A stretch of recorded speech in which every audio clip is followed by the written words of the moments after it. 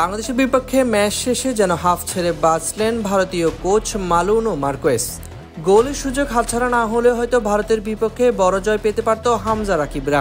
তাই তো বাংলাদেশের বিপক্ষে ড্রকেই সৌভাগ্য হিসেবে দেখছেন ভারতের কোচ। বাংলাদেশের বিপক্ষে নিজের শিষ্যদের পারফরমেন্স নিয়ে হতাশা প্রকাশ করেছেন ভারতীয় কোচ মানুলো মার্কোয়েস। গোল হজম না করাকে সৌভাগ্য হিসেবে দেখছেন তিনি বলেন, আমি শুধু হতাশই নয়, প্রচন্ড ক্ষুব্ধ। সৌভাগ্য যে আমরা গোল খাইনি, 1 পয়েন্ট নিয়ে মাঠ ছাড়তে পেরেছি।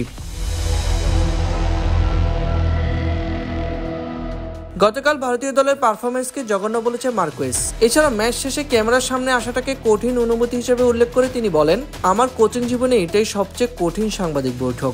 আমরা জঘন্য খেলেছি, দ্বিতীয়ার্ধে অবশ্যই চেষ্টা করেছিলাম, কিন্তু জেতার জন্য যথেষ্ট ছিল না।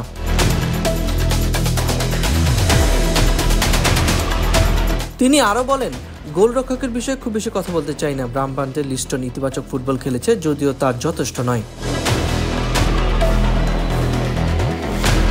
আগামী 18ই নভেম্বর ফিরতি লেগের ম্যাচে বাংলাদেশের বিপক্ষে মাঠে নামবে ভারত। নিজেদের ঘরের মাঠে গত ম্যাচের পর ভারতীয়রা ফিরতি লেগে বাংলাদেশকে বড় থ্রেট হিসেবে বিবেচনা করবে।